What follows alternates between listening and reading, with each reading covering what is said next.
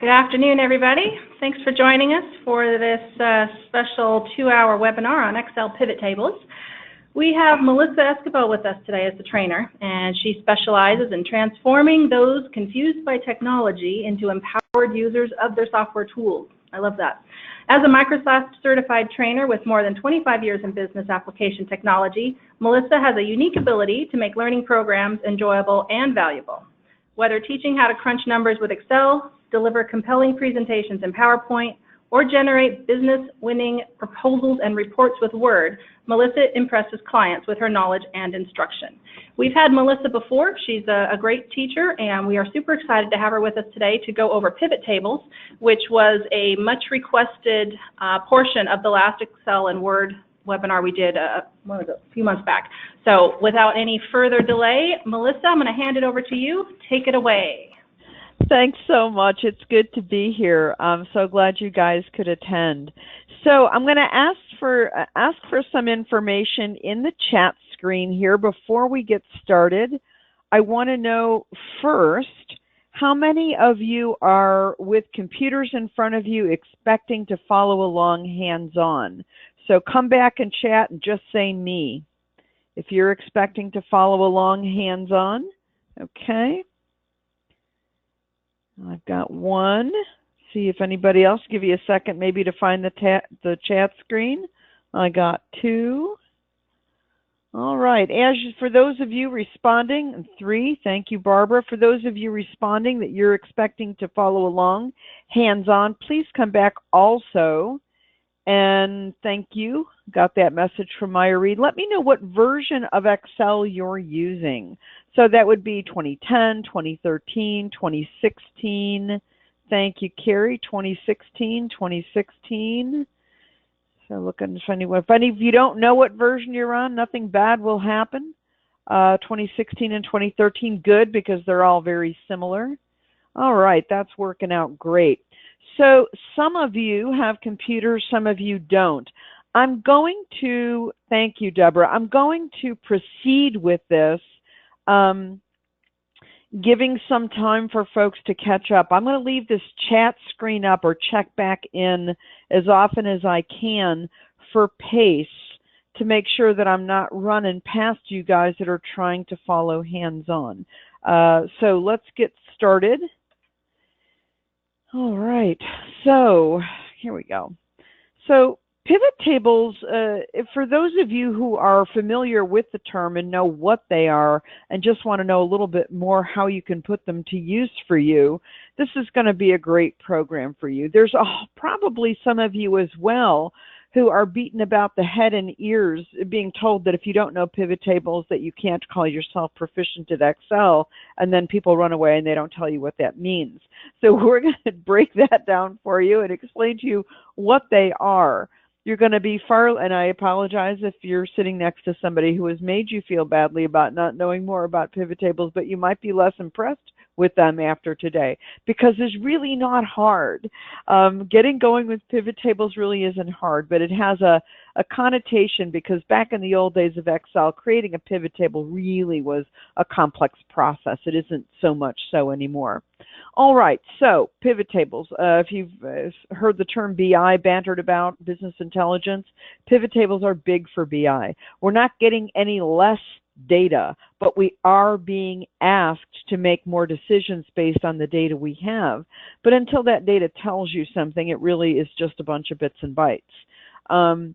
You can very quickly answer questions with pivot tables. I use it for both. I use it for making decisions on a more macro level, and then I'm also going in and looking at my transactions and making quick decisions about whether to post something out in social media or not based on trends that I'm seeing coming through my own data. So you can answer questions. You can do quick analysis like that. Just in a couple of clicks, know how many clients from which industry sectors you've gotten over the last 2 years that have spent over $25,000 or $250,000 or wherever your benchmark numbers are, and you can answer that in a couple of clicks depending on what you have set up. And you can also do some fairly complex analysis with calculations and charts and graphs. Ultimately, and I'm hoping this is where we can wrap today, is to actually create a basic dashboard using pivot tables and pivot charts as kind of the underpinning. So pivot tables are pretty robust. It's a pretty robust tool and becoming more and more important. Now, for those of you very early on your pivot table journey, just trying to wrap your head around what the heck that means, because I'm sure you both understand the word pivot and the word table, but not getting how that works with your data. So my favorite explanation of this, although there's a decent definition of it here, is if you take a map of the world and superimpose it, instead of on a ball to get a globe, put it on a cube, and then pivot that cube, you're really looking at just sections or slices of that world. So with a pivot table, very similarly, we're superimposing the data onto a cube, and it leaves us able to summarize just selected columns and selected rows of our data to get a picture. So it doesn't change the spreadsheet. As you'll see, your data stays completely intact. This is kind of a window, a special window into your data that can show you just this slice or that slice, so you can see it from different perspectives without disturbing the data. Why I make a point of saying that, one of the, and I come out of audit and data security, that's my original career. So as soon as I hear the word copy, I start twitching, because which is the most updated copy? Do I have it? Do you have it? Which copy of this data is correct? Where when you're working with a pivot table, there really is only one data source and everything else is based on that. So you are looking at the real numbers as opposed to a maybe updated copy of them as when you start making copies and filtering and sorting. So that's what we're kind of replacing here. So we're going to learn how to turn the data. Before we can do all that cool stuff, we have to know whether your data will work. Some of you, and in fact some of you that have computers in front of you today intending to work along with me, may already have a data set that you're thinking, I wonder if this will work on that. I recommend that you locate it and have it open in the background as we go through this next topic, which is how do you know if your data is even going to work? Excel is a great tool for doing two things. It's a great tool for crunching data and giving you information, and it's a great tool for formatting data to give you a better look at it. In other words, making it more visually appealing than just a bunch of data in cells. Excel's good at both of those things. However, sometimes when we try to do both jobs in the same spreadsheet, we end up with a list that doesn't work for pivot tables.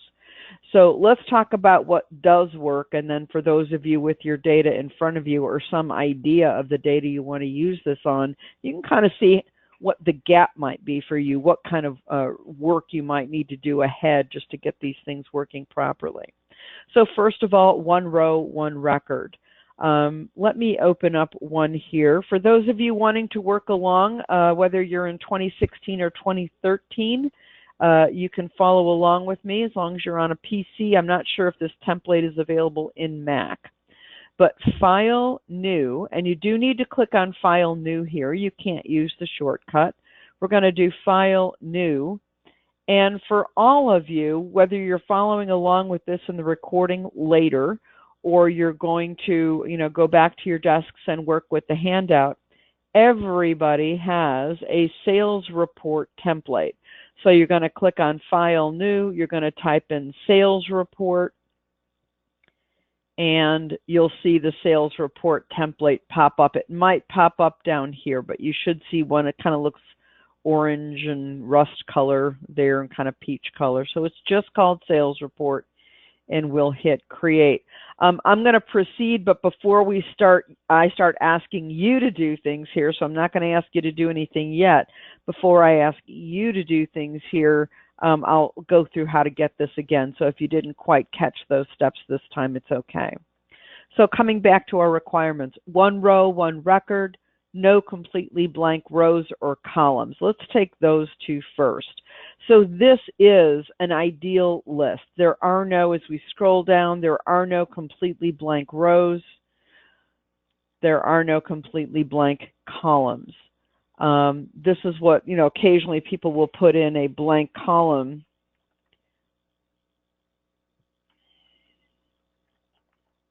just to get some horizontal spacing between columns because they don't like the way it looks. It's a better way to do that. So don't have any blank columns. And some folks will do the inserting a blank row between divisions of data to give it some visual separation. So here between the products, that's also not recommended. There's better ways to do both of those things.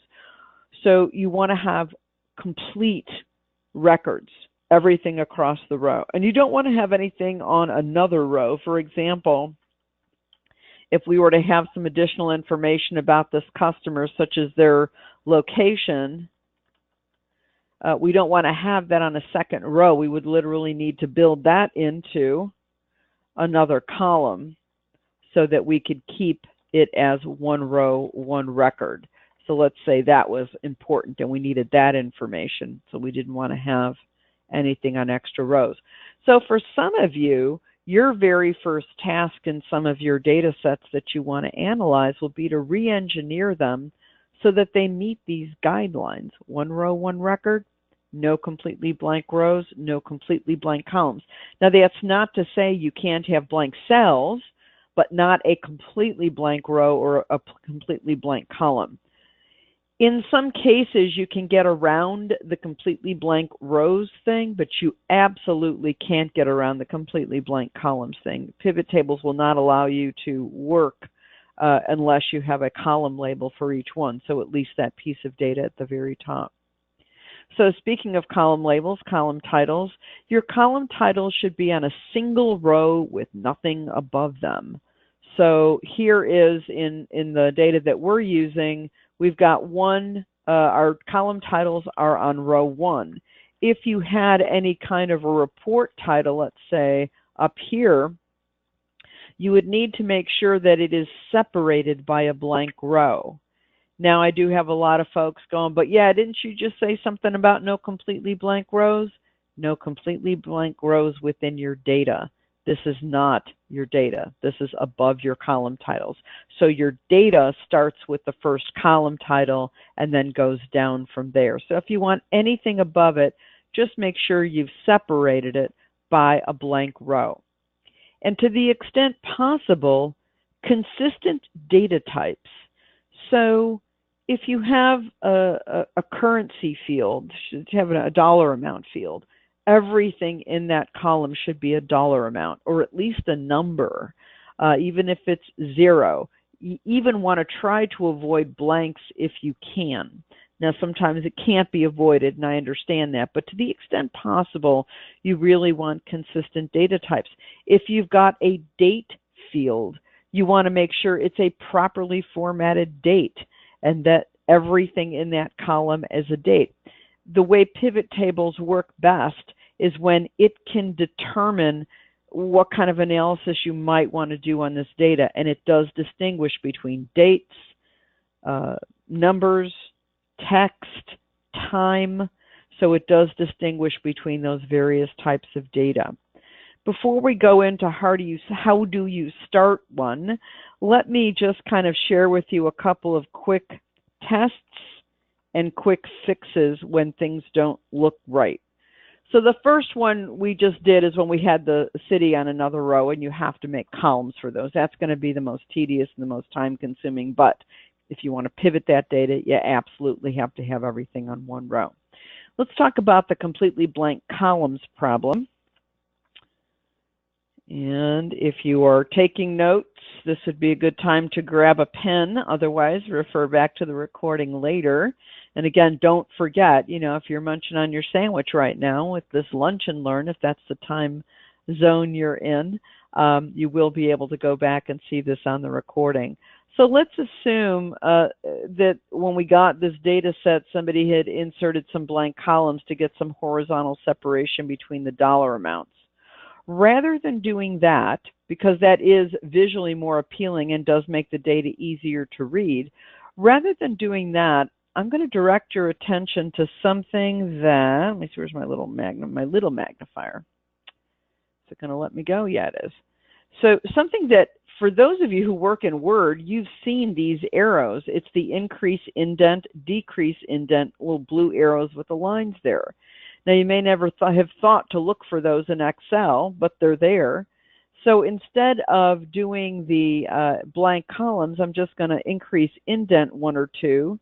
And that gives me that horizontal separation. And if I want to, I can even make these columns a tad wider.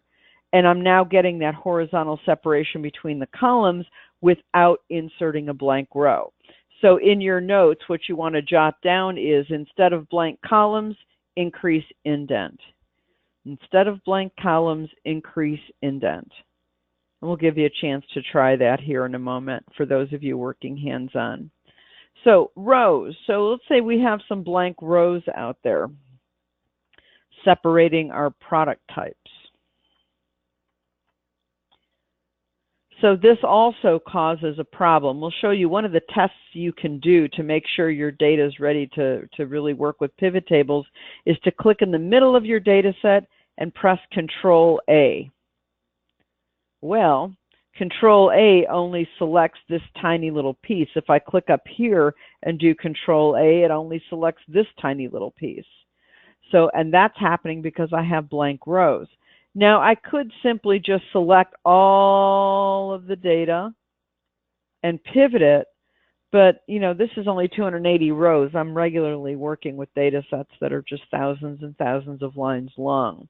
So that's not really convenient. You could do that. A better idea is to get rid of those blank rows, and where you need visual separation, such as between this line and this line, just make the row taller. So you haven't really, as I like to say, disturbed the matrix. The matrix is intact, but you do get that visual separation that if you were to print it, you would see the separation on the screen instead of having a blank line disturbing the data. And then if I click in the middle and do Control A, well, voila, everything is selected. So these are the rules. The tests are click in the middle, hit Control A, and then look and make sure all of your data is selected. If it's not, we got to start getting rid of the blank columns. You can replace those with increase indent, and we need to start getting rid of the blank rows, and we can accomplish the visual by just making a row taller. I also want to make a distinction here between pivot tables and subtotals. For those of you at the end of a very long day, this might make your head spin, but you can create subtotals in pivot tables, but you may not pivot data that has been subtotaled. Let me let that sit for a second. If you have manually inserted, or even using the subtotal grouping function, if you have put subtotals in your data, they have to be removed before you can pivot them. So anything that breaks up the matrix, anything that doesn't leave me with this nice, let me zoom this down pretty far here. Apologize for that toolbar bumping up, but if I hit Control A, I should see everything selected, period. If that's not what's going on, then some re-engineering of your data needs to happen until we're there. Okay, so now one more time before we go here, because now we're going to start making pivot tables. So if you have, if you are working along, want to work along, if you're listening to this on the recording later, let me go through these steps again. In fact, I'm even going to close this. And we're in Excel, and we're going to click on File, New. And this is in 2013 and 2016.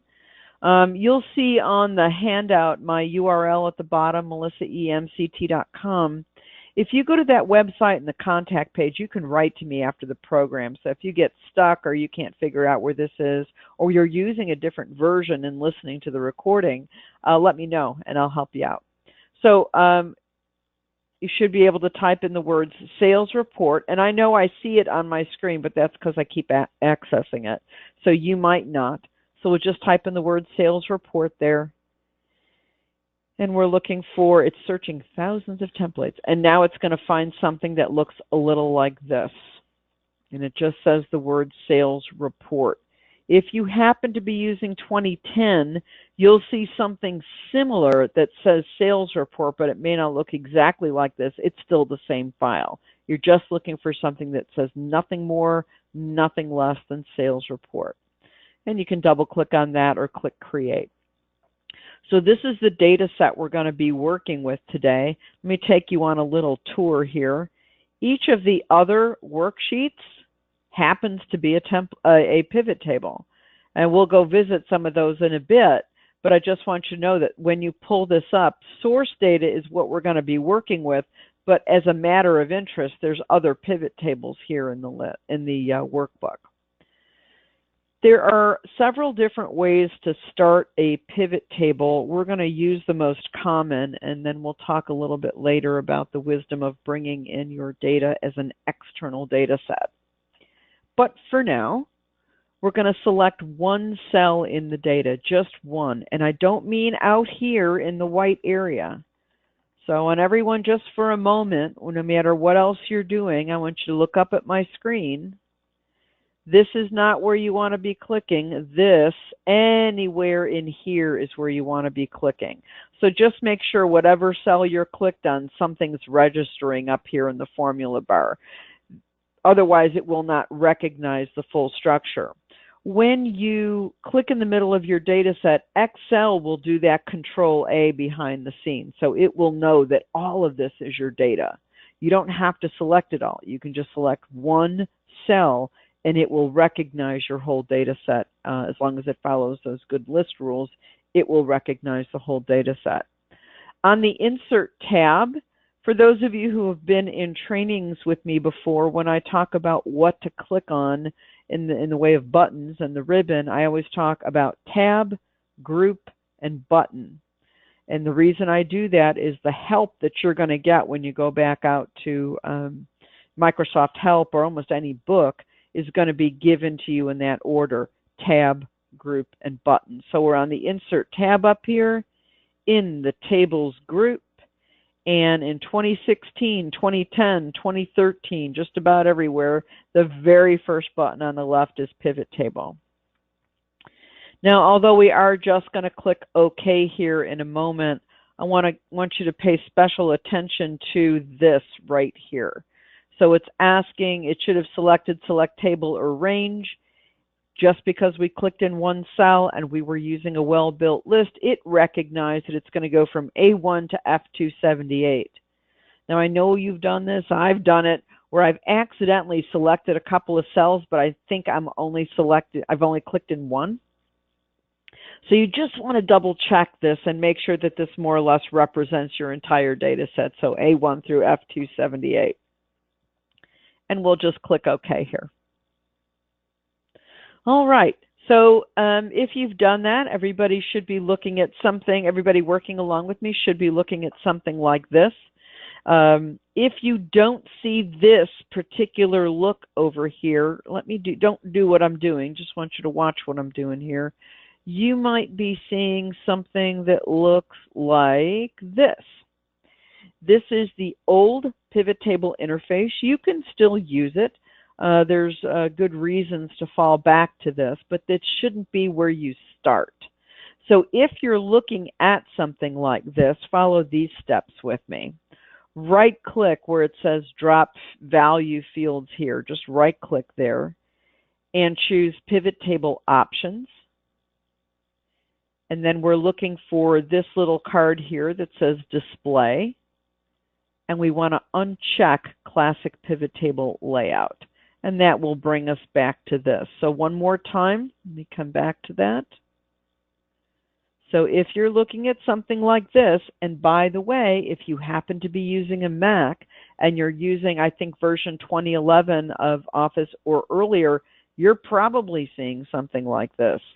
You can't change it in earlier versions, but you can in 2016. In 2016, it should actually give you the new interface.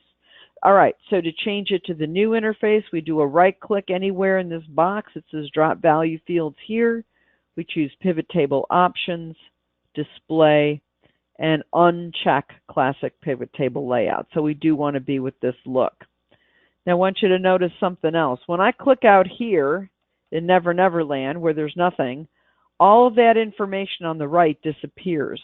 When I click on the Pivot Table Report area, all of my pivot table fields come back. So at any point during the process, if you're out here and going, where'd my stuff go? Click back on the pivot table report, even if you have data in it, and you'll see things pop up.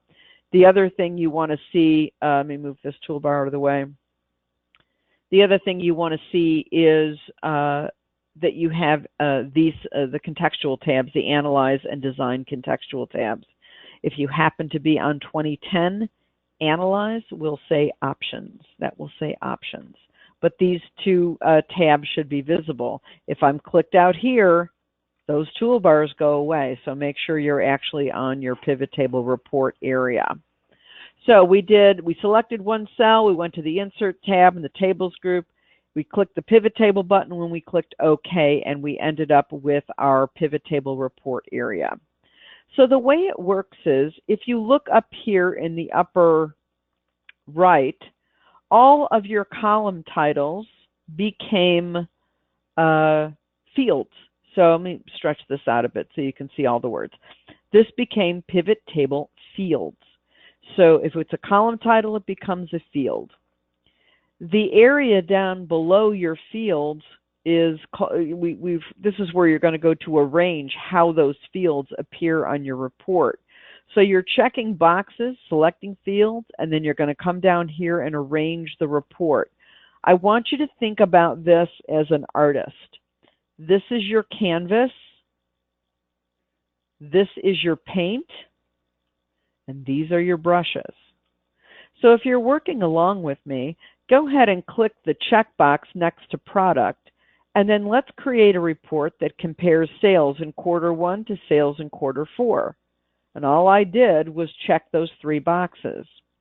I don't need to do much down here because Excel has figured out, let's see if I can stretch that out. Excel has figured out that these are numeric, so it put them right in the values field. And it figured out that product is alpha, and it put it right in the row fields. Those are the only two assumptions that Excel is going to make. It's either going to put it in row fields or it's going to put it in value fields. It's going to put it in rows if it can't figure out that it's all numeric, and it's going to put it in values if it can determine that everything in that column is numeric. Some of you have an issue around, you're adding something like sum of Q4, but it appears in rows, and then when you drag it to values, it says count. We're going to talk about that in a bit, but that is something that is indicative of non-numeric data in a numeric column. So to the extent you can get rid of blanks, it's a good thing because then it'll just go right to values, and you can work around it. We'll show you that in a bit. It's not that big of a deal if you end up with that. Okay, so before we go on to updating and refreshing, let's do another one of these. So let's look over here. Here's our source data worksheet. That's where we clicked when we started. Here's our pivot table. And let's name that. I'm just going to double click on sheet 1 and call it first pivot. So we can name that and get back to it. Before I go much further, I want to check the chat here. How are we doing? Is everyone who is trying to work along able to work along, or are we leaving anybody in the dust here? Just trying to get an idea for pace. Good so far. Thank you, EB. Barbara, appreciate it. Okay, very good. All right. All right, wonderful, wonderful, wonderful. Okay, I'm going to close that chat box again, and we'll check back here in a bit. So let's go over to source data and do another one. Click in the middle of your data. We should go much quicker this time. Insert, pivot table, Okay. And this one we're going to do by customer, and we're going to put all 4 quarters in. Just like that. So, and we'll call this second pivot. Yes, it does. I've got a comment from Meyer Reed that it loses the formatting. It absolutely will, and we'll show you how to get that back here shortly. But yes, it does, and that's kind of a pain. But yes, it does lose its number formatting. All right, so we have first pivot, we have second pivot. Theoretically, we could create pivot tables until the cows come home because you are only limited by the power of your computer. You can have a virtually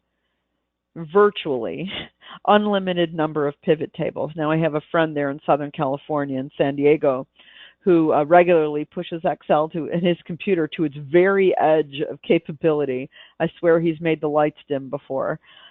But he will generally have data sets that are hundreds of thousands of lines long, and he's got 40 pivot tables in the workbook, and eventually things sort of start to slow down and crater. So, but for most of us, there is no limit to the number of pivot tables we can create, keeping in mind that these are nothing more than views into this. We're just looking at aggregates, just dices and slices and aggregate numbers. One of the things to know about pivot tables is that they are easily refreshed. So when your data changes, your pivot table will change. Let's go to source data here, and let's go to fourth quarter on line 2. So in F2 in fourth quarter, let me make that a little bit bigger here. So in F2, and let's type in $1 million. That should be a number big enough to see a change. If you get pound signs here, just double click on the right edge of column F and it should right size it for you. That was just a real easy double click there. Okay, so if we go to our first pivot, this is by product, quarter 1 and 4, we can kind of see that $1 million is not yet represented here in quarter 4. So we changed our source data to $1 million. We come over here to first pivot, and it's not represented. That's because it needs to be refreshed. On the Analyze tab in the Pivot Table Tools contextual tab, so if you're out here, you're not going to see it. So if you're in your pivot table, you click on the Analyze tab, and roughly around the middle, you should see a refresh button. And if we click that, all of a sudden, you'll see the $1 million. Let's go to our second pivot, and we also see that $1 million represented here. So it by default, when we hit refresh, it refreshed all of the pivot tables built on the same data. Now, in the versions that you tell me you're using, that's the way it should work. They change the meanings of refresh and refresh all. I'll pick that one up in just a second. If they change the meaning of refresh and refresh all, or they have between versions 2007 forward. So when in doubt, when you've changed your source data and you want to update all your pivot tables, come in here and just choose refresh all. In the later versions of Excel, refresh all means get the latest data for all of the data sources. We make a differentiation there. We're only working with one data source, and for us it's easy. It's a worksheet called source data. As you start to work with more and more complex workbooks, you may be pivoting data from several data sources and showing it here in a workbook. So in 2016, when you say refresh all, it's going to refresh all data sources. In the earlier versions, when you hit refresh all, it's only going to refresh the data source for the pivot table that you used for the pivot table that you're on. So I like to have some kind of a marker. You know, if I've updated data, I want to hit refresh, and I want to be able to go to the pivot tables and test whether or not it is including the new record. I just saw a question pop up in chat. It's a good one. If you added more rows to the bottom of your source table, will the pivot table pick them up? And this is the depends answer that everybody hates. It depends. One of the ways to ensure that that works is to insert rows in the middle. If you add them to the bottom, couple of things. If your data is formatted as a table, if you're using table style formatting like this, then your data source, every time you add a new row, let me get to the bottom here, and I'm just going to hit tab here. Every time you hit tab and add data to the bottom, it will absolutely be included in your pivot table. Otherwise, it will not. What you're going to need to do then, and I've got a couple of different solutions for this, what you're going to need to do then is to come up here, let me go to the pivot table, to analyze, and right next to refresh, you'll see change data source. And if you click there, you can add some more rows. So if this were now going to go down to 280, you could change that right here. Now, that's one solution. Another solution is to make sure that your data is formatted as a table first. Let me go through those steps again. In fact, don't do this. I'll do this. Just watch with me for a sec. Don't mess up what you've got. I'm going to copy this out to its own workbook for a second. Table style formatting, it's on the Home tab. It's in the Styles group. Format as a table button. You can choose any style you like, or you can use Control-T, which will put it in the default style. And you'll see a table name up here. You can leave it as Table 1, or you can give it a specific name. I'm going to take this 0 away here. I'm going to take the million away and change it back to 0. I'm going to create a pivot table from this table. In fact, let me do that again. I want you to see something here. I zoomed past it, but I want you to see it. Insert pivot table. Right here where I asked you to check before to make sure it selected the right rows and columns, it just says Table 1. And that's important. We're going to leave that alone. Click OK here. And we'll do our product quarter 1, quarter 4 pivot table. And now I'm going to come out to my source data, and I'm going to add another product. We'll call it zucchini bread, which sounds really good right now. And we'll put that under Berg's, and it's really, really good and expensive zucchini bread, so we're going to make it $1 million. Okay. So now when I come to my pivot table, initially we don't see anything about zucchini bread here, but when I hit refresh, there it is. Now that would not have happened had this not been table style formatted, because you said only pivot down to row 278.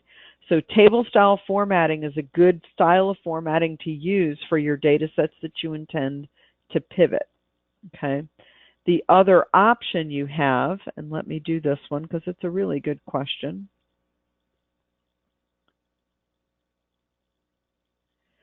is to create a named range. I'm going to cover this quickly. If you want to see this again, write a note down. Don't put it in chat yet. If you want to see this named range sample again, we'll do this as we break for questions here shortly. We'll do this again before we conclude this section.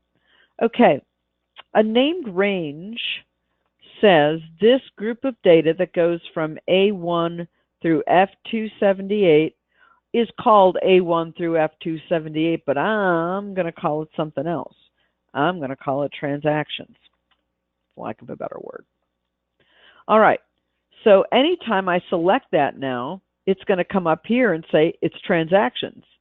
So now I'm going to create a pivot table with this. Insert pivot table, OK. Product quarter 1, quarter 4, same thing we did. When I go to change data source, it's talking about A1 through F278. It should have been talking about the named range, but let me do that. Equal transactions. Okay, so it's given me that. I'm not sure why it said A1 through F278, but it gave me transactions. That's good. And now if I change this, if I add something at the bottom, like my zucchini bread,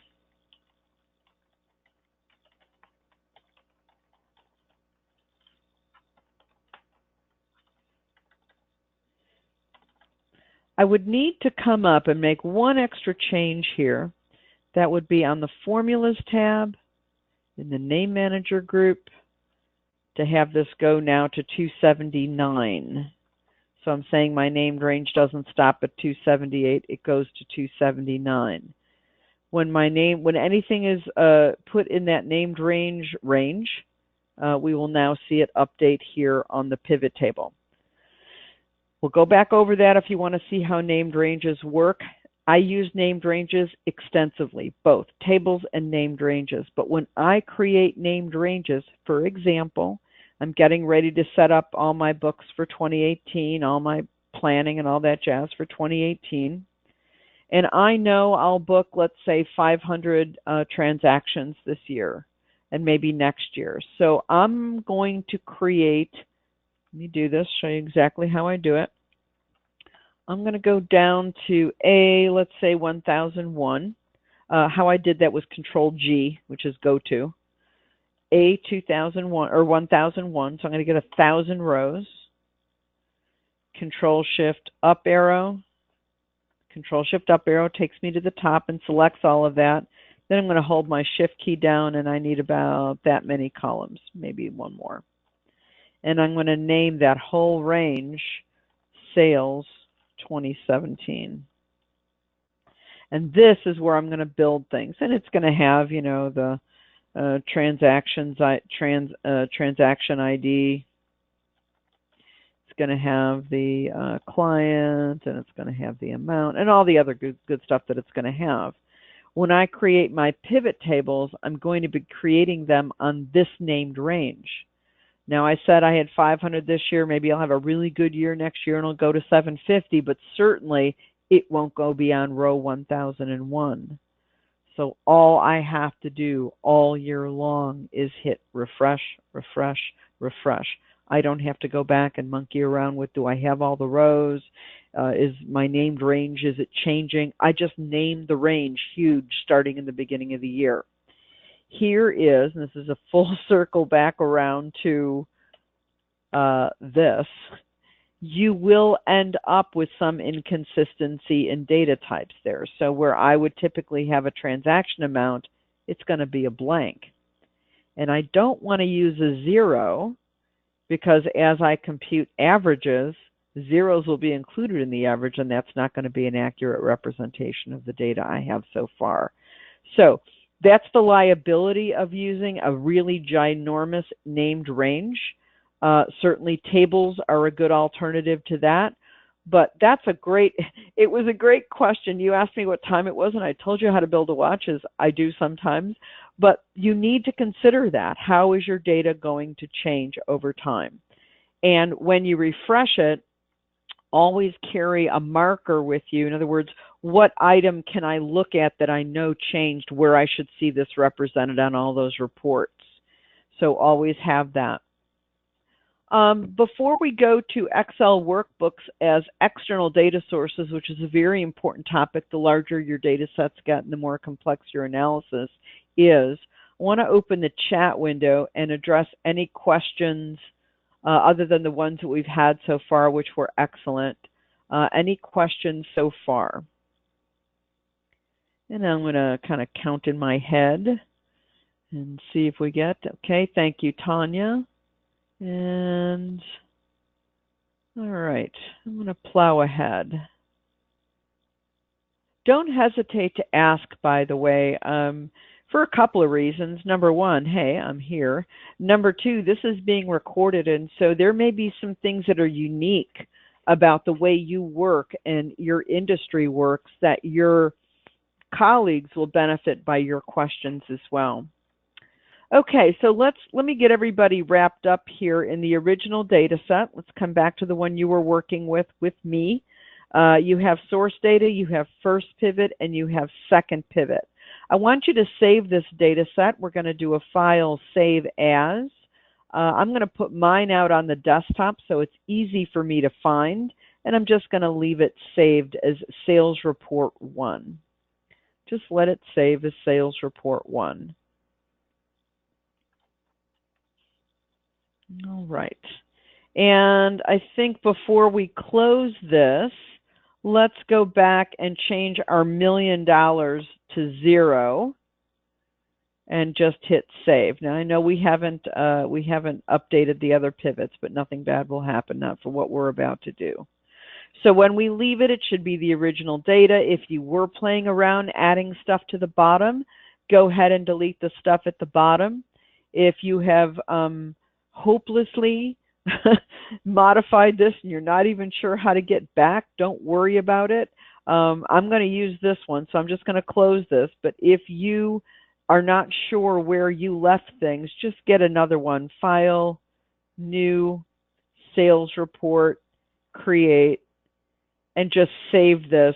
You can save yours as Sales Report 2 if you want, so you don't overwrite your original work. But we want a clean set of data here. So make sure if you're having to create a secondary one that you open it, save it as Sales Report 2, and then that's it. All right, so let me delete all that because we don't need it. And let me actually close this so I don't have too many things open, as well as this. Bear with me one moment. And this.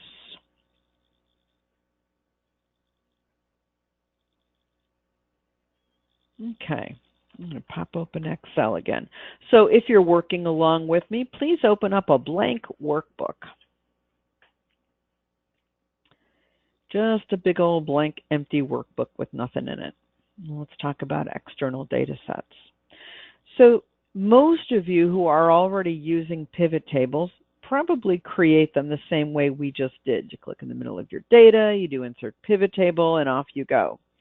For my friend out in San Diego, I finally talked him out of that because what was happening was he was creating such big and complex workbooks that ultimately when the workbook would crater, which it did, the data would go with it.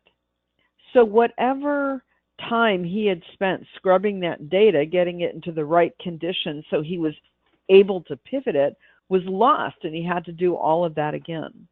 So I recommended to him that he start from outside of the workbook using the Excel workbook as an external data source. Now, external data sources for pivot tables can be literally anything. Anything that can be accessed with something called SQL, structured query language, can be used in a pivot table. Just take a brief tour with me on the Data tab up here. On the Data tab, some of you will have a Get External Data group. Some of you will have just a Get External Data button, the way I have it. Either way, if you've got an external data button, just click it. You can get data from all these sources. Go ahead and drop down from other sources. You can get it directly from SQL Server. You can get it from create an OLEDB data connection wizard. You can write your own SQL with the Microsoft query. So there's a million ways to get your data in. If you are lucky enough to have Power Pivot, that's another way that you can bring data into your workbook. So there's a lot of different ways to get data into your workbook to use.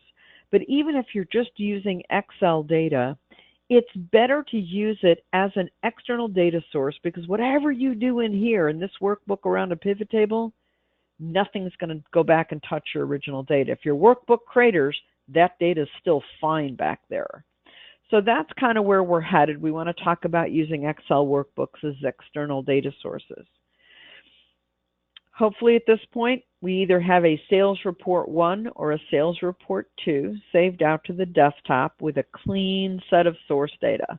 That's what we want to make sure we have before we get started here. And instead of beginning inside the data, we're going to go to the Data tab, and Get External Data, we're going to use Existing Connections. So if you think about the word Excel, starts with EX, EX, and EX. Excel, Get External Data, Existing Connections. All of that starts with EX, so that's how to remember where to go for it. We're going to go immediately down here to Browse for More. It's at the bottom left, which is not typically where you're looking for your next step, but that's at the bottom left. Let me go back there in case you didn't see it. Browse for more. And we're going to go to the desktop here. And we created something called Sales Report 1. Again, if you had to create a clean one, yours might be called Sales Report 2. Whichever is your clean data set, that's the one you want to grab.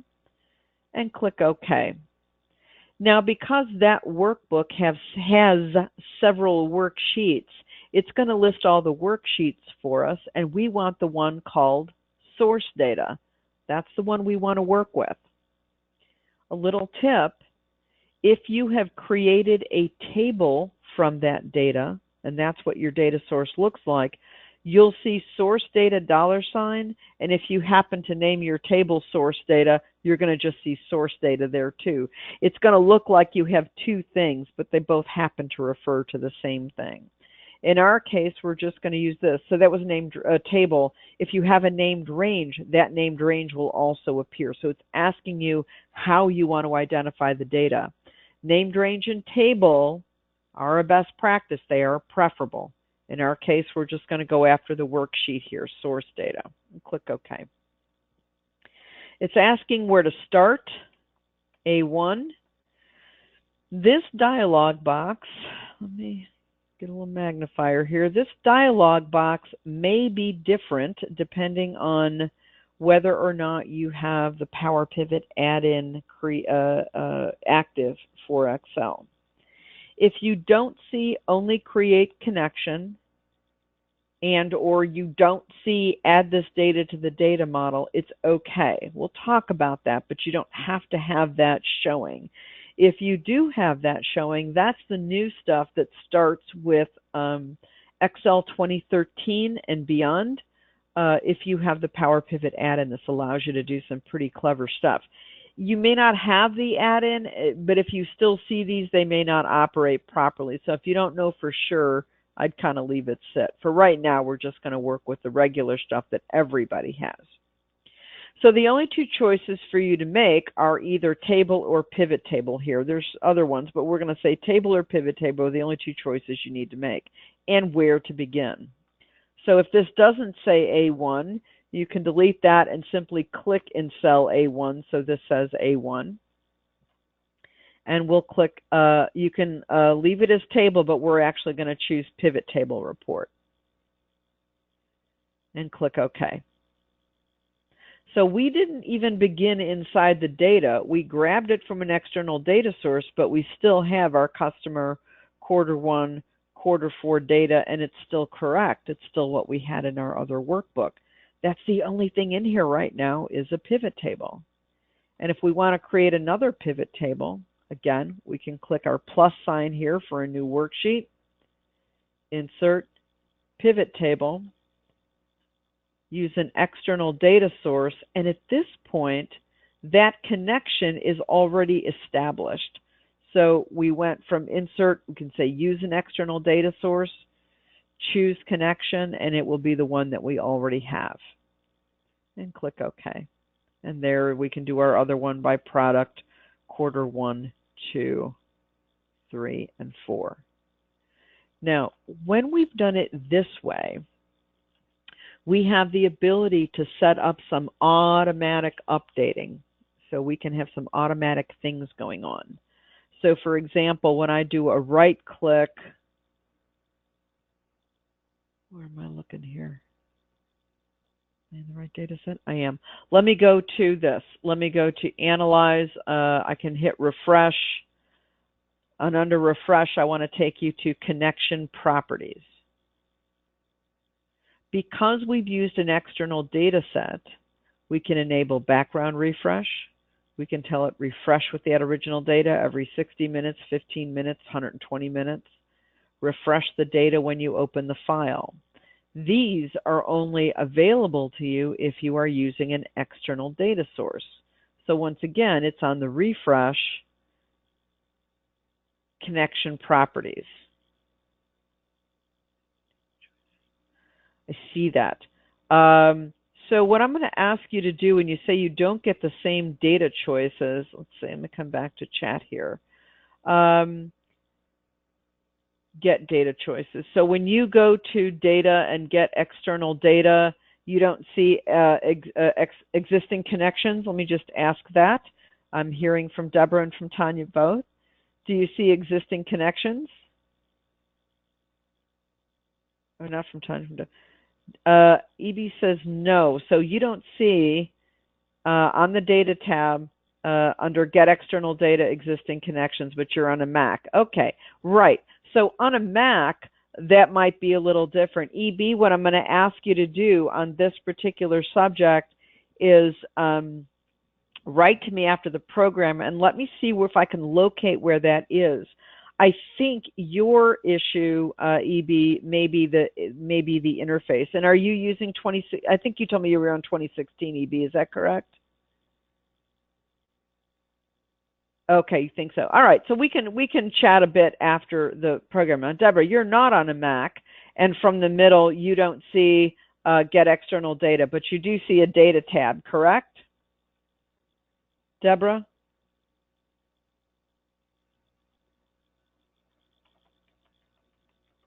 That's all I want to know from Deborah is, are you seeing a data tab? All right, we're going to come back. I don't see, okay, we're going to come back to Deborah in a bit. And we'll just proceed here. This is not the whole schmagegi here for the program, so we'll be back in our other data set. But Deborah, that's what I'd want to know from you is, do we see a data tab and get external data but no existing connections? Okay. Interesting. Are you on the PC, full PC version, or on the online version of Excel? And that's the last question I'm going to ask Deborah before we move on, just to make sure. I want to, if it's easy, I want to get it. So you have a get data tab,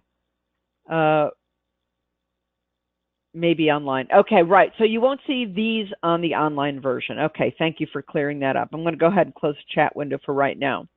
The tools that we're going over today are meant for the desktop version of Excel. And perhaps I should have pre-qualified that, and I apologize for not doing that. If you want to really be working with pivot table data and really doing data analysis, the online tool will not serve you. That will not serve you nearly as well. Deborah, as well with you, I would say grab a screenshot of what you are seeing, and then you can send that to me after the program, and we'll figure it out from there. We're going to go back to the regular pivot table one here in a moment, but I did want to share with you getting data from elsewhere so that you know how to do that. This is a best practice. So data tab, get external data, existing connections, browse for more, and then find your workbook. For those of you that don't see that, write to me after the program and we'll figure it out. What I'd like for you to do on this one, if you were able to follow along, save this one as to the desktop, just in case you want to get back to it. We're probably not going to mess with it too much, but save it as external data pivot. And click Save. And then you can close this. And we're going to open our original one. Or if you prefer, you can start a new one. But I'm going to open our original one, which was Sales Report 1. So hopefully you have Sales Report 1. And from here on out, everybody should see, I think, pretty much everything unless you're in the online version. So that's where we should be. It's in the original one that we were working with. And we should see first pivot, second pivot, and source data. That's where we should be. Let me pop back and chat for a second. Does anyone need a moment to find their original one? You only need to respond if you do. If you need a moment to find the original one that we worked on that says first pivot, second pivot, and source data. All right. I'll leave that open for a few seconds more so I don't miss anybody. So the real value of pivot tables, other than we can, work with huge chunks of data and just get the thing that we need, is that they're very interactive and they allow themselves to be formatted and turned into charts and dashboards and all these other great visual tools. So let's talk about some of these aspects of pivot tables that really, really turn on the power. Let's talk about interactivity. So at a very basic level, sort and filter. Let's come over to our pivot, our second pivot. Oops, let's come over to our second pivot. Not sure what's going to try to launch in the background right now. Hopefully nothing. Okay, come to our second pivot here. You'll notice, let me make this bigger. You'll notice there is a filter arrow by row labels, which means if we do a select all here, that I can choose only to look at the first 5 customers' data.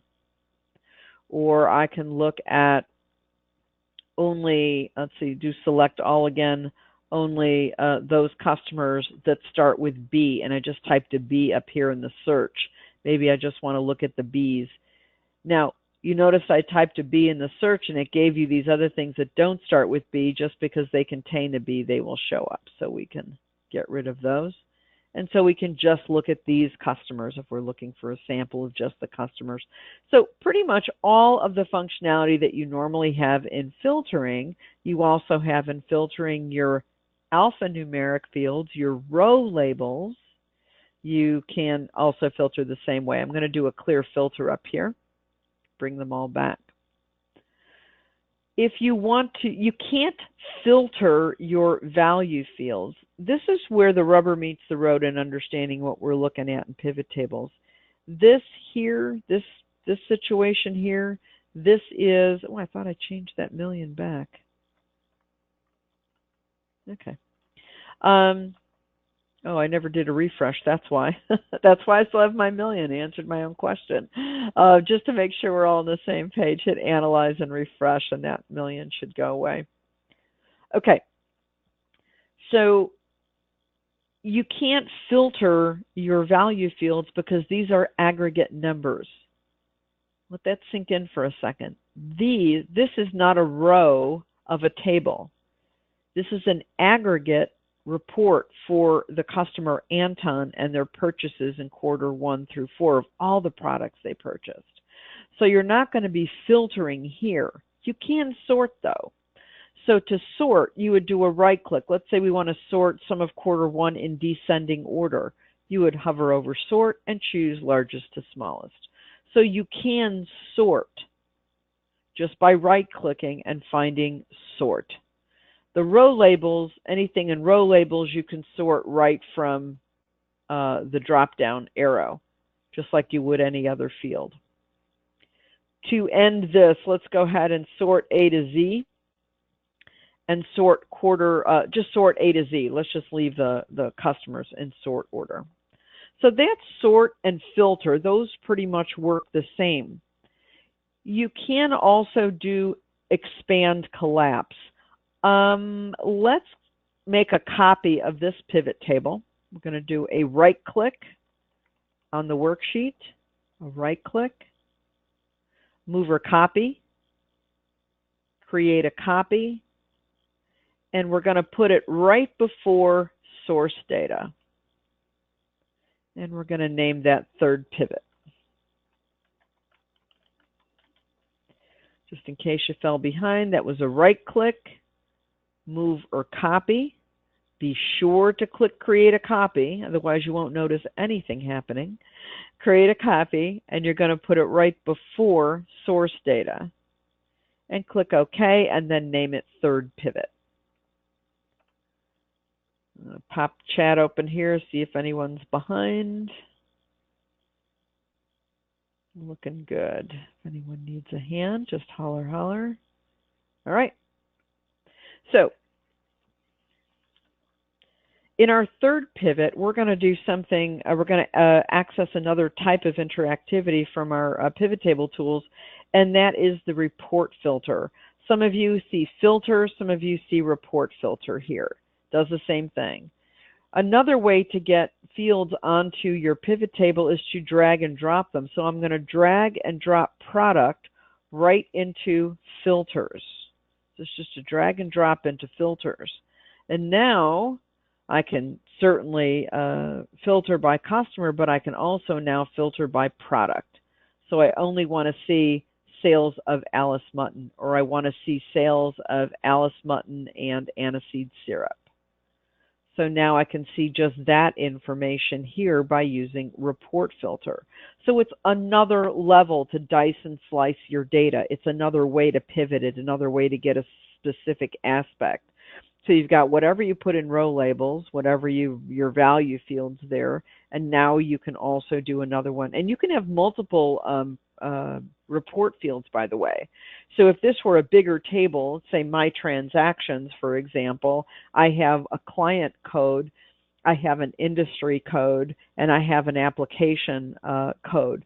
So I know what industry that client is in, I know what their client code is and how many times they've booked, and I know whether they're getting a lot of Excel, whether we're teaching SharePoint, whether we're teaching OneNote, what we're teaching.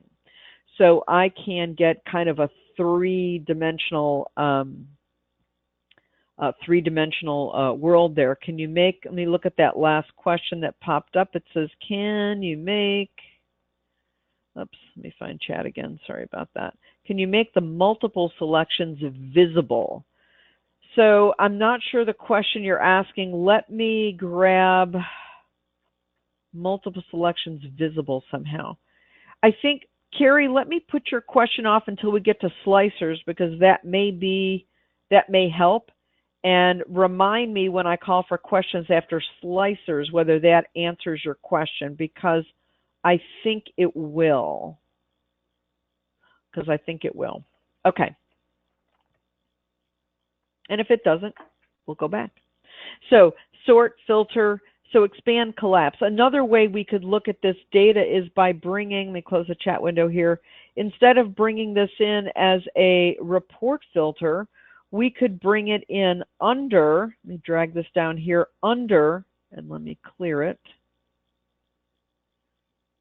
Let me clear this filter. We could bring it under customer, and now I have, let me scroll this back, multiple level subtotals. So I've got a subtotal by customer, and now within that customer I've got a breakout by product.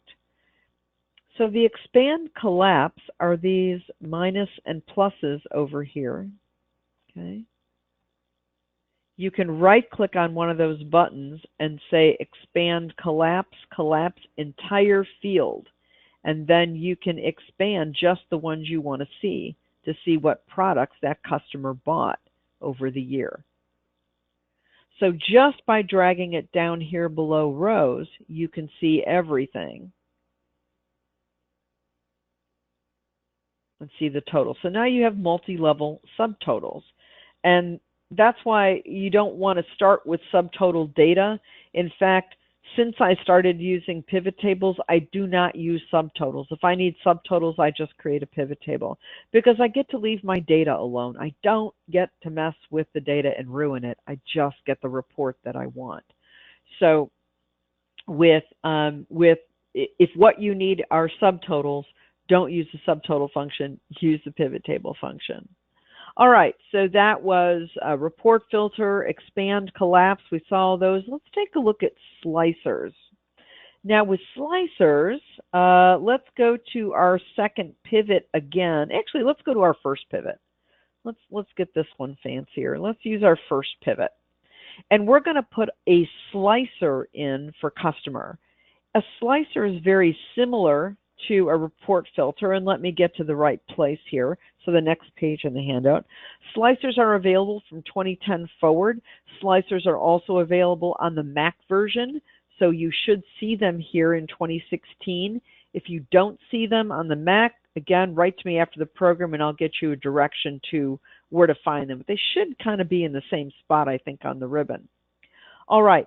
They act like report filters, and they can be moved elsewhere. So that moved elsewhere should have an asterisk that says Think Dashboard. So once I start creating pivot tables and pivot charts, if that slicer is going to drive those charts, it can be moved too. So it's very push button easy to use. So we're going to start inside the pivot table, and on the Insert tab in the Filters group, we're going to choose Slicer. So again, we're in first pivot here, and we're somewhere in the pivot table. It doesn't really matter where. And on the Insert tab, in the Filters group, depending on the version, you might see Filters group closer to the middle. So again, on the Insert tab in the Filters group, you're going to click on Slicer, and you should see all of your column titles here. And we're going to add a slicer for customer. So check that box, and as you see, you can add multiple slicers. Click OK.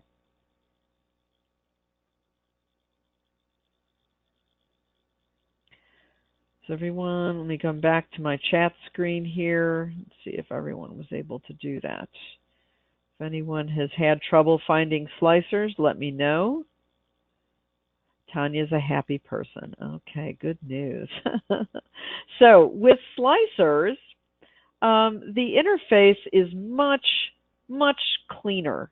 I can click a button here and say I want to see these 3 customers. I can scroll down and say, and these 3 too. So now I have all of them selected. Here's the thing that's a little bothersome to me about the way slicers, where they pop in, is you'll notice my slicer is bouncing around the screen. So I'm going to clear it with this little X here. What I prefer to do with my slicers is put them over here on the left. So I just inserted a blank column over here. And I'm going to drag my slicer, nothing fancy, nothing programmatic, just putting my slicer on the left. And now my slicer doesn't jump anywhere, even if my pivot table does. So you can make your slicers longer, you can make them narrower. As long as you can see your data, you should be okay. You can also have multiple slicers. So I can go ahead and click inside my data and also insert a slicer for product. Now, even though I already have product here, I can move another slicer in, and I can say, let me clear this, and say, just show me all of the customers that bought this. Now, I want you to take a look at your customer slicer. If they bought it, it's darkened. If they didn't buy it, it's grayed out. Let me clear this. Something bizarre here. So here we go. So this product, only 2 customers bought. These 2 customers bought it, but the rest of them are grayed out. So while slicers are great for dicing and slicing your pivot tables, and in 2016 your tables as well, you can use this on tables, it's also a visual cue. You're actually getting information from your slicers, not just using it to dice and slice. Where you're going to start to get multiple slicers, I strongly recommend coming up here to your slicer tools and making them different colors. So it's a little more not only visually appealing, but you can start to get in the habit of, right, customer is blue, product is orange. And you can just go in and click your buttons there, and you should be able to see everything. I want to come back to chat. And then I want to ask Carrie. Carrie, does this answer your question, or did I miss it completely? And if you can, perhaps ask it another way so I can see if I can give you a better answer. Do slicers help you here? We'll give Carrie a moment to come back. And I'll come back in and check. See, sort of looking for ways to show what is selected when printing. Got it. Got it. When you're printing. Understood. Let me see something here before I move out. So if I'm printing with slicers, I actually do see what's been selected. Your challenge will be to arrange these in such a way where you can see what you're doing. Let me give you a slightly different take on where to put slicers. So you could, for example, I'm making row 1 giant. You could put your slicers up here, and in the case of product, let me see if I remember how to do this. On the options tab in slicer settings, Is it that or is it height and width? Let me see. There is another setting somewhere on the slicer that allows me to size. It's in size. It's hiding. And in size, I can give it a width somewhere. Print object, there's that. You want to make sure print object is there. I'm going to have to get back to you, but please write to me, Carrie. There is a way to make these go across and not necessarily down, and that may help get the information that you want, but you might be able to put those at the top or at the bottom. So instead of graying out, is there a way to hide them all together? I would say probably not, unless you want to go ahead and resize your slicer before you print, because I think it's pretty much going to print it however you want it to. I might have another solution for you, but thinking outside the box is something I ran across today researching it from something else. So you basically want to not only show the report, but you want to show the parameters for the report. And my guess is then we're printing it to something like a PDF. So if we're printing it to a PDF, Carrie. Okay, Tanya, you said you found it to hide items with 0 values. For sure, you can hide items with 0 values. Yes, you can hide items with 0 values, right? So that would be in your slicer options, I imagine, in your slicer settings. Show items with no data last, or uncheck it, show items deleted. Yeah, okay, right in here, hide items with no data. Sure. And if we do that, then I believe we have just the items that show up in our table. I'm not able to get that to work, but oh, this one I did. Okay, so show items with new data. Great. Okay, and I learned something new, so you guys get credit for that. All right, moving on. Wonderful. I'm so glad that worked out, and I'm glad that you guys are making that work for you. So slicers, you can move them elsewhere. You're going to begin from inside your pivot table. If you're ever trying to add a slicer and you go to Insert and Slicer and you see this, which is that external data thing, it means you were not clicked inside your pivot table to start with. Okay, you need to be clicked inside your pivot table to start with. Okay, let's get to formatting. Let me make a real quick assessment here on time, make sure we're going to get where we need to go, and we are. Life is good. Okay, let's talk about formatting. So there are, let me close chat here, there are a number of different ways to format what you see, and there's a number of different types of formatting issues we're trying to surmount. So let's begin with pivot table styles. And for this one, I want us to go to third pivot, so the one that has our pluses and minuses, and I want to right click on that and say expand entire field. I actually want to see our multi-level subtotals here. So we're back on third pivot, and we've done an expand collapse, expand entire field. We want to see our multi-level subtotals here. We're on third pivot. The reason I want to do that, I'm going to come out of format shape here. The reason I want to do that is I want you guys to see what the pivot table designs. We're now on the design tab. We're going to go to the design tab. What the pivot table designs do. So certainly we can do something very simple like these top ones here, which will shade the lines and the column titles. That's some very basic formatting.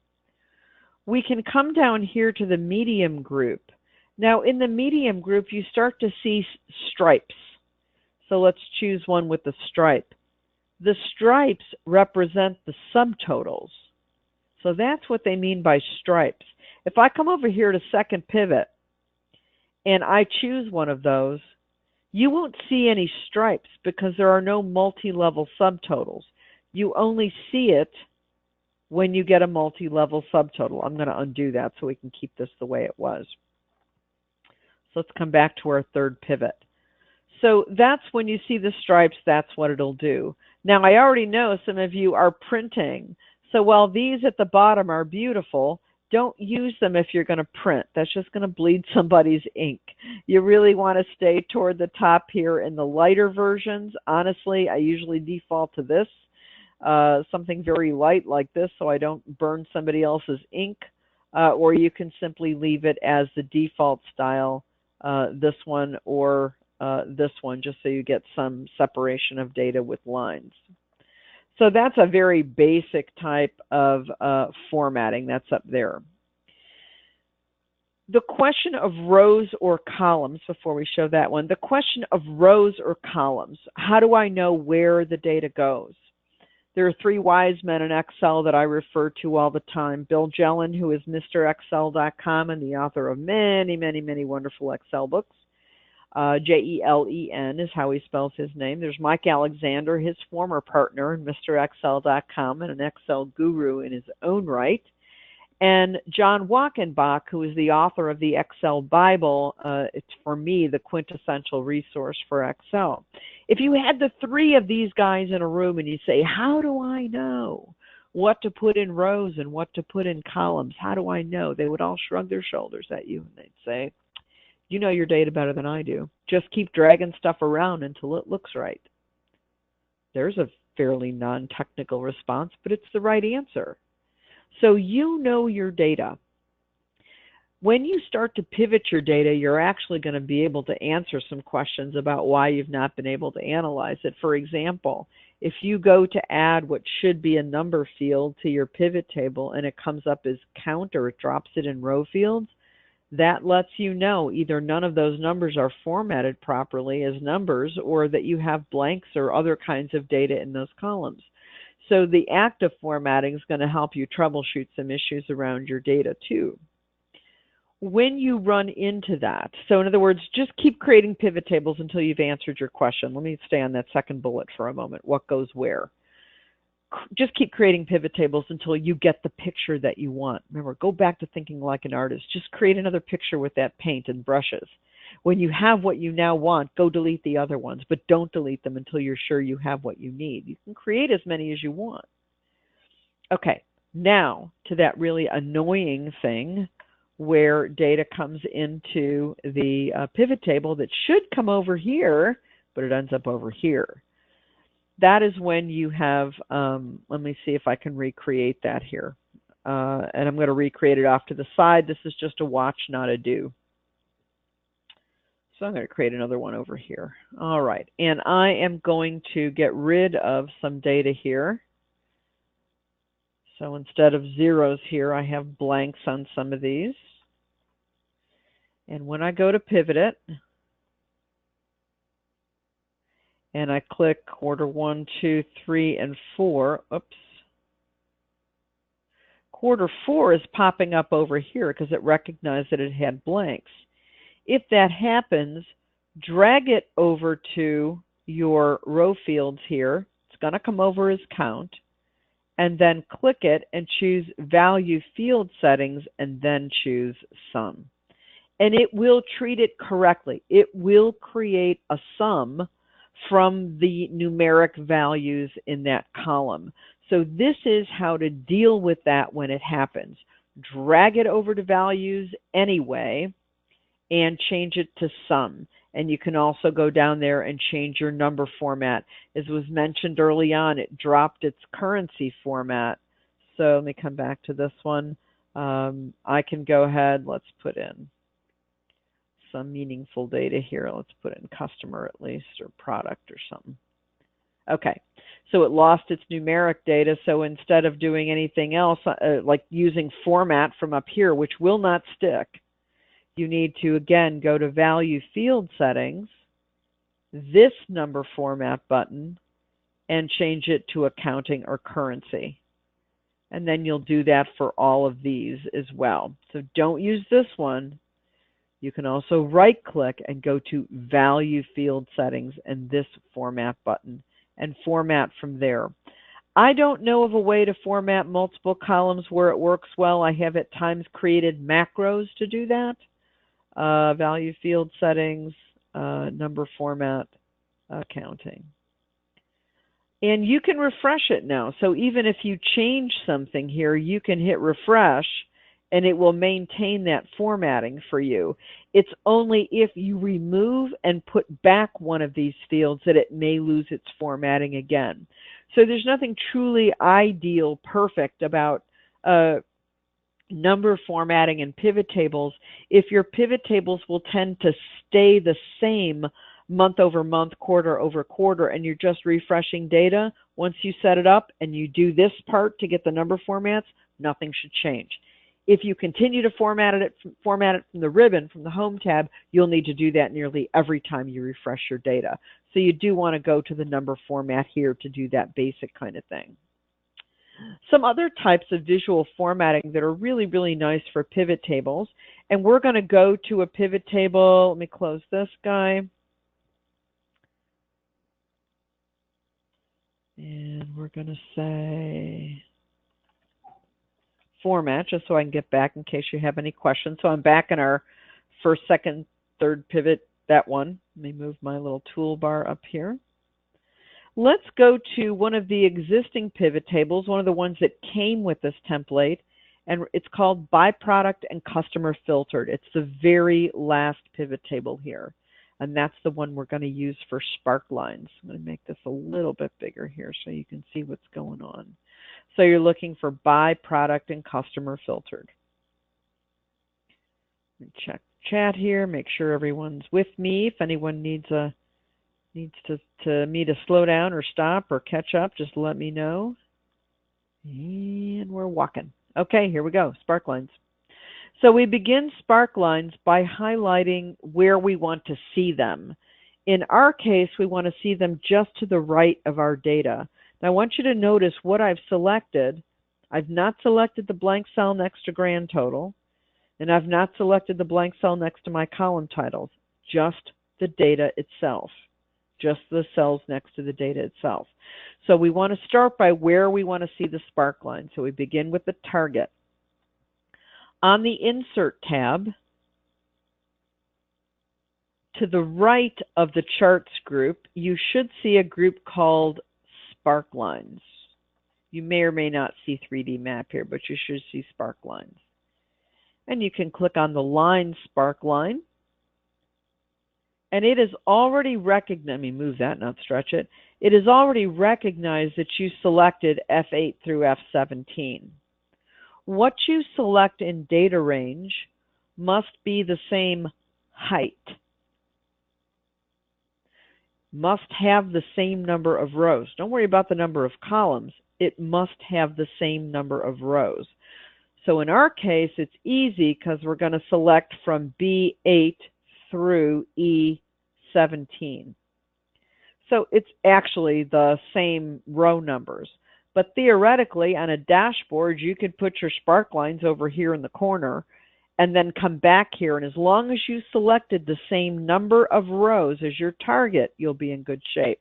And let's click OK. So we get these little on-screen line graphs that let us look at a trend.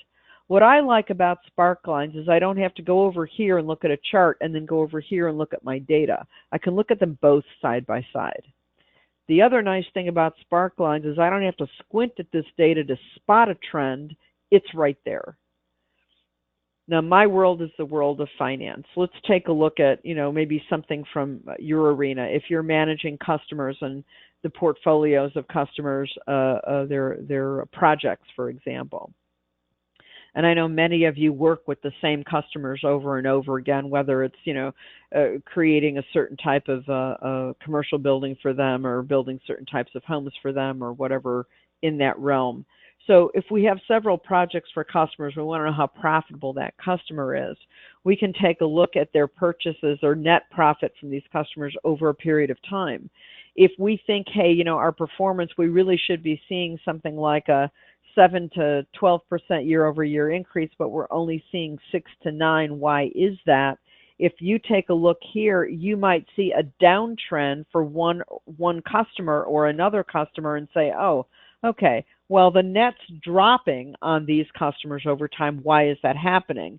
Is it that they're requesting materials? Does the project need to be repriced? Do we need to drop a new contract? Whatever it is. But you're actually having your data talk to you and tell you, hey, we got couple things that are downtrending here. Maybe that's causing the problem in the whole data picture. In your Spark lines, you also have column and one loss. Right now, there's only the 3 styles, and that's all the way up to version 2016 for your Spark lines. Lines, columns, one loss, and that's what those look like. A couple of other tools to be aware of in pivot tables that can really, really help you is validating the data.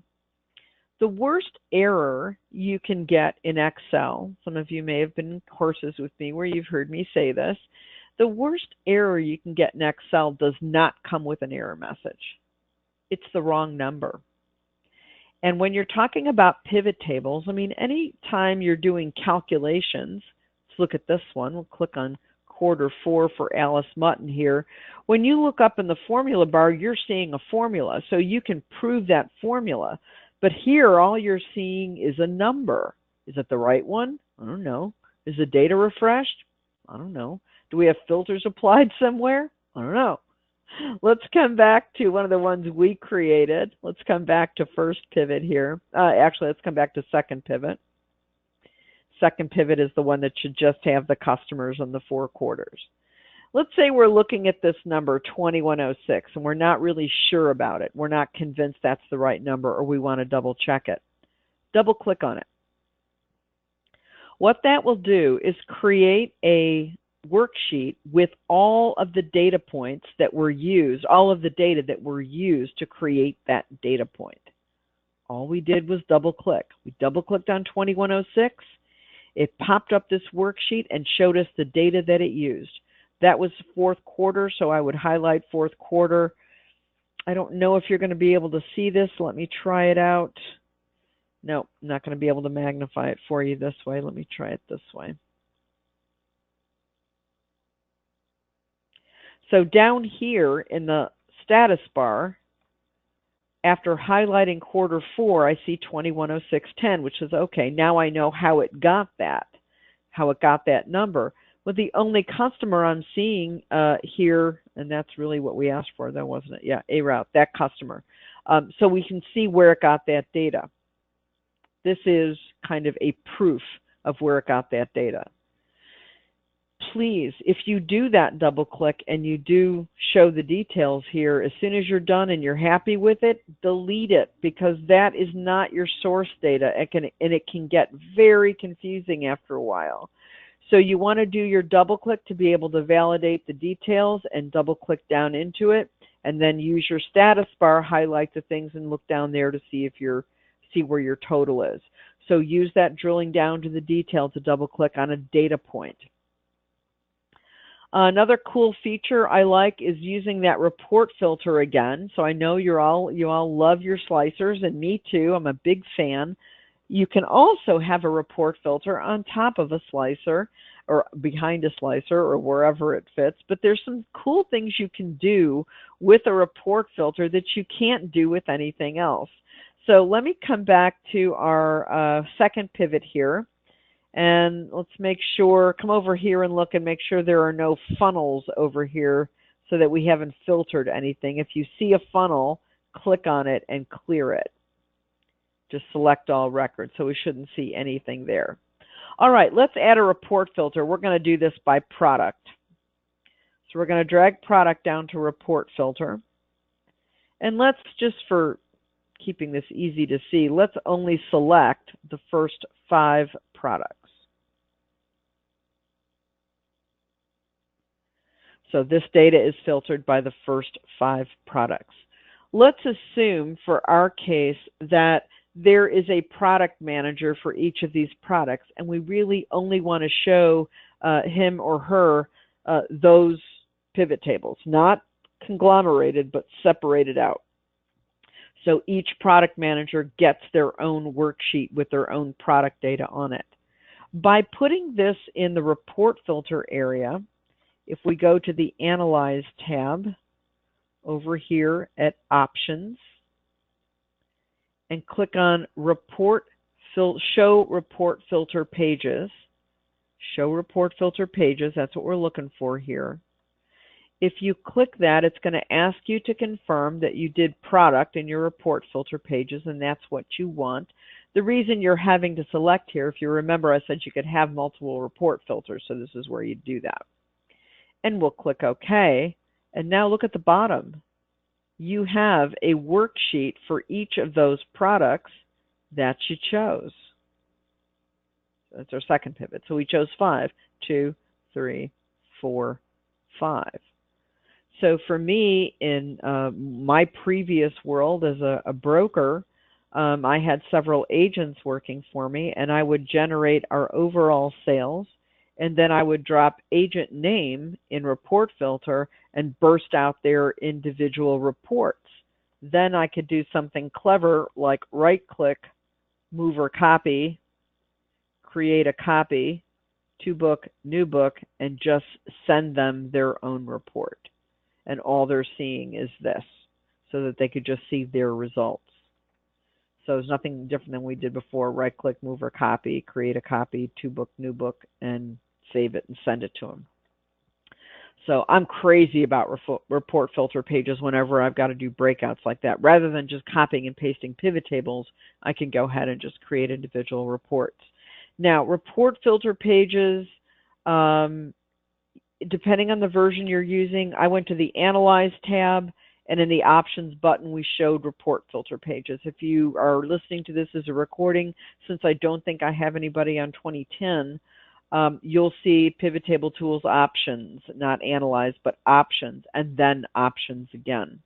So it's in the Pivot Table group, and you're actually going to click on the Options drop-down button, not on the Options button. Let me show you what I mean by that. Let's come back to our pivot.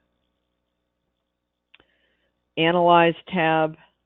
I'm clicking not on the big Options button. That gets you this. That's not what we want. I'm clicking on the arrow next to it, and that's where I'm going to find Show Report Filter Pages. So just in case that's a little bit hard to see. Okay, let's talk about pivot charts. If you want to create a chart on its own, let's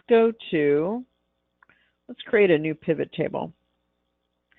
Let's go to our, let's create one that we can really mess around with. Let's go back to our source data. So we want to be back on our original data. We have so many worksheets now. What you can do if you want to is right-click on these worksheet arrows, and it will give you a list of your worksheets, and then just find source data and click OK, and it should take you there. Okay, so let's create another pivot table. Insert pivot table. Okay, that's it. Short route. And we're going to do this by customer and quarter one. Keep it easy. And we're only going to look at Bergs, B-L-O-N-P, and bottom. I'm going to start by just looking for the B's. Bergs, B-L-O-N-P, and bottom. Okay, we'll uncheck the rest of those guys. So just those three. Should be something down to this. So this is the stuff that we're going to chart. Only if you are on a PC, only if you are on a PC and on the PC, on the desktop version of this software, press your F11 key. If you are on a laptop, you may have to hit function F11. So if F11 doesn't give you your default chart, function F11 will. So when you press F11, wherever you are, as long as it's contiguous data, it will make a chart for you. In our case, we've got this column chart. If you want to turn this into a pie chart, on the Format tab, actually on the Design tab for your chart, in 2013 and 2016, change chart type will be here. In 2010, change chart type will be on the left. They made a big shift in the new version. Things like chart type and chart template in 2010 were over on the left. They've moved it to the right. We're going to change chart type to make this a pie and click OK. And we're given some choices here about how we want to see that pie chart, and we can choose whatever makes us happy. So we can definitely create it onto another worksheet. And this is, we can rename this sheet to fourth pivot. And this is our fourth pivot chart. The reason I want to name them similarly, or even just make the worksheet tabs the same color, is to know that if I change something here, so if I add another customer here, let me unselect them both. If I add another customer here like Anton, that's going to change my pivot, my pie chart. So let me add, see if I can find someone else that actually had some data here. Maybe. Okay, so we just added BSBEV. That should change my chart measurably. Now I have a fourth color in there. So the reason you do that is because if you change the chart, so if I go to the chart here and I take off that, take Anton off, and I take that last one off, let's see, which one was that? Bear with me here. There it is, BSBEV. Take that off. It changed my chart and it changed my pivot table. So these two are inextricably linked. So be careful about that and know that you can filter directly on the chart, but it's going to change your pivot table. One thing you can do, let's come back to our pivot, our fourth pivot here, is we could actually click the Insert tab and click on Pivot Chart or Chart, either one. I'm going to do a pie chart here. Do a 3D pie chart. Make this a little bit smaller. Move that up. So now I've created a chart and pivot table the same. Okay, so I can change something here, can add another customer, and it's going to change my chart somewhat. All right, so if we take that away and add, put our BSBEV again, anything I change over here will also change this. These are the basic underpinnings of a dashboard. So we can use our slicers, we can use our spark lines, we can use charts to start creating a dashboard. Now, had we not created this here, and we simply wanted to create a chart and move it to a dashboard worksheet. Now, this is one that I just want you to watch and not do. So I've got a brand new worksheet out here. We'll call it dashboard.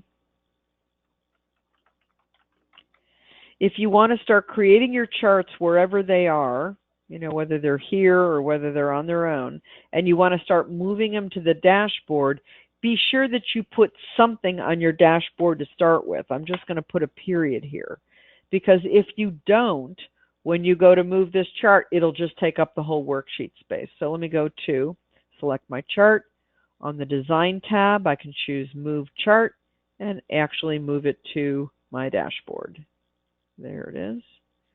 And because I've put something there, it doesn't take up the whole worksheet. It'll just, I can move as many charts as I want. So now if I come to my second pivot and I do an insert column chart for something, I can now take this one and go to the Design tab and move it to my dashboard as well. And start arranging where those things go. So if the charts really speak to what people want to know, when the data refreshes, these charts will refresh as well. And if you've got slicers, you can move the slicers to drive the charts too. So you can create quite a robust dashboard solution with just pivot tables, pivot charts, slicers, and spark lines. No programming. We're not doing anything crazy. We're just using the stuff that's built into native Excel. Couple of other topics. Again, I want to make sure we're coming up to the end here about formulas. I want to talk about formulas, calculated fields, and then we'll talk a little bit about some of the newer features. Let's go to our fourth pivot. We'll just use this one here. And we'll work in there for our formulas. So when we talk about pivot table formulas, there's two concepts here I want to get a hold of. Get pivot data, that's a function and how that works, and then the term calculated fields and how those work.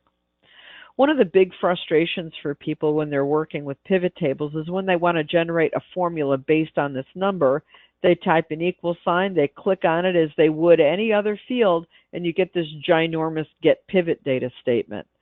So you're like, I'm not sure what this is, but I want to have this number times, I don't know, 1.15. And when you copy that down, it's the same number all the way down because get pivot data is referring to this data point. Quarter one, the customer is Bergs. It's not referring to cell B4, it's referring to that data point. So another way to think about this is the grand total here is on B8. And I can also do equal and click here on the grand total, and that gets me the get pivot. Right now they say the same thing. But as soon as I remove this customer, this one shows the actual grand total, and this one only shows what's on B8, which is nothing. So on a dashboard, if you always want to show the total, for example, let me move these down a bit. I can say this is equal to this get pivot statement. So this is always my total. When this changes, so let's go ahead and add that customer back. When that changes, so does my dashboard number. So this may be more accurate. So get pivot data refers to a data point. That may be all well and good, Melissa, but all I want to do is calculate it. So one thing you can do is turn generate get pivot data off. That is, let's come back to our fourth pivot. That is on the Analyze tab or Options tab if you're in 2010. Again, we're going to choose that little arrow and uncheck Generate Get Pivot Data. Now, when I use this, I can just type it as I would any other formula, and it will behave as a relative cell reference. Notice it did not undo any previous Get Pivot Data statements. So you can, as I do, go back and forth. So if I just need to do some quick calculations like this one, I can do it, and then I'll turn Get Pivot Data back on because I do use that in my dashboards. Another way for you to work with formulas and pivot tables are calculated fields. Calculated fields. So we get this on the pivot table tab. Let me get rid of this guy and these guys. On the Analyze tab, in the Calculations group, you'll see a drop-down button called Fields, Items, and Sets. So again, we're in this little pivot table. We're going to go to Calculated Field, and we're going to call this, I don't know, we'll call it Retail. I'm going to double-click quarter one and multiply it. Whoops, I get the right symbol there. Multiply it by 1.15. This is just my calculated field. And click OK. Yeah, but you knew what I meant, and that's the important part. Hang on a second. So I'm going to double click quarter one times 1.15. There we go. Click OK. So it adds it to my pivot table. Not only does it add it to the report, but it creates it as a new field that can be chosen on any pivot table based on that same data. So you now have that information available to you. So that was a calculated field. If when you create a calculated field, it goes all the way down and has the same number, what you want to do, get rid of your calculated field, which you can do this way. So you're going to go back to calculated fields here. And you can find your calculated field in the drop down and just hit delete. So if it gives you the same number all the way down, just get rid of it. And actually put your calculation in your source data. Create a new column in your source data and add that and then pivot it. We get confused sometimes about whether we're working with individual records or whether we're working with an aggregate. And without going into a whole explanation about how to tell, if you create a calculated field and it's the same number all the way down, go put the data into your source data and then add that to your pivot table data. Just a couple of tips here on the difference between the versions. Power Pivot is available in 2010, and that should not say 15, that should say 16, as I believe it does in your handout. So Power Pivot is available in versions after 2010. It is different, though, between 2010 and all later versions. There's some information here to figure out whether you have it, whether you can have it. There's different features that are available in the different versions, and hopefully this will give you a little bit of an idea of what that is. Before I take your final questions, come find me after the program if you still have questions, guys. Just hit the website, go to the contact page, and let me know how I can help you. So let me open up chat for some more questions here at the end. As you're thinking about the questions you might have for me, what I want to do is kind of a general survey here. Did everybody get something they could use going forward? Do you feel a little bit more fully tooled as a pivot table user? Okay, good deal. All right, that makes me happy.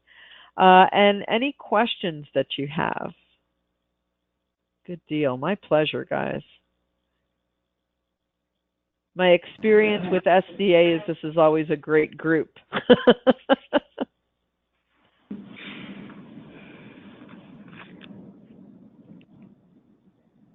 All right. Well, I'll look for emails if you guys have questions on the back end. For those of you that are just listening to the recording, same offer applies, and that's how to find me. Thank you so much, everybody. Melissa, thank you so much. This has been very informative. All right. Thanks, everybody, for joining us, and we hope you learned a lot. Thank you.